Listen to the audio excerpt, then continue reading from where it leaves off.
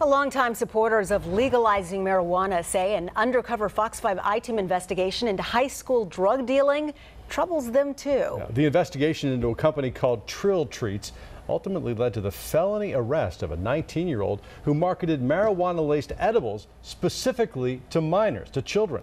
Our Fox 5 I-Team reporter Randy Travis returns with an interesting question. Randy? That's right, Russell. Yeah, it's a question being debated here and across the country. Would legalizing recreational use of marijuana for adults actually reduce its popularity among kids?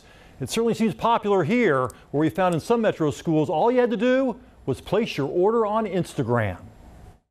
I don't want it being sold in schools. Why did you think it was a good idea to be selling this stuff to kids? I don't want it sold to youth. You're selling drugs to kids. I can't agree with it. You may be surprised to hear those words coming from the executive director for the Peachtree chapter of the National Organization for the Reform of Marijuana Laws. But just because Tom McCain sits in an office all things cannabis, it doesn't mean he thinks cannabis is for all ages. Because there are still a lot of questions. They're really afraid that it's going to interfere with the development of the brain in young folks. I have a lot of friends who are trying to help me. The Fox 5 I-Team caught Addea Simmons running a unique operation. Just order from his Trill Treats Instagram page, pay $100, and you'd soon get what he promised was a dozen marijuana-laced snacks. Pay $5 more, and you could have it personally delivered. The site even asked customers which high school they attended. Douglasville police made 2 buys of their own, arresting Simmons in the middle of a Walmart parking lot. He's charged with 5 felony counts involving Schedule I drug manufacturing. How much money did you make from this? Among Simmons' 4,100 Instagram followers, one complained, "You need more people selling at Westlake. One person keeps selling out in the morning." The reply, "I have 2 more people up there beside the one girl." This dude set everything up as a business. Targeting high school kids. Targeting high school kids. These Fulton County school parents who asked us not to show their faces say kids have wound up hospitalized after eating marijuana edibles. The high comes later than with a marijuana cigarette, causing inexperienced users to sometimes eat too much.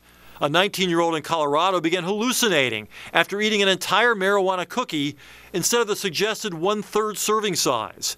He fell to his death from a 4th-floor balcony.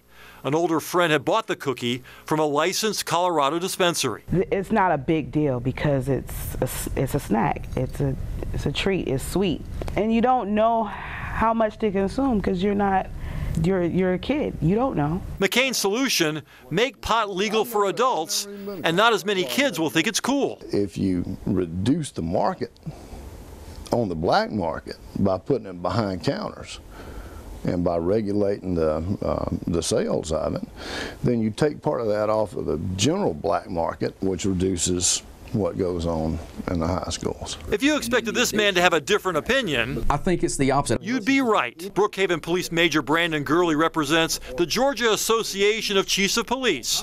They worry about increasingly potent marijuana that would be sold off the books to kids, putting them in even bigger danger. I think we send a message that that it's safe. It's going to take away the argument that parents and others have over young people, telling them reasons why it's unsafe. Well, if it's legal, it must be safe. There are 8 states in our country, plus the District of Columbia, where if you're 21 years or older, you can use marijuana for any reason. But according to studies in those states, the number of underage users has not gone up or gone down. Apparently, legalization has no effect on the kids. NORML's McCain brings a unique perspective to the pro-legalization side. A former Middle Georgia chief deputy who worked in law enforcement for 15 years, McCain says he never made any misdemeanor marijuana arrests because he thought the law was selectively enforced. It just got to where it didn't sit right with me. He admits using marijuana daily now to treat back pain and his, quote, demons, without having to rely on prescription painkillers. Still, there's one question where he and current law enforcement agree 100%. As a former cop, if you had seen the Trill Treats operation unfold in front of you, would you have arrested him? Absolutely.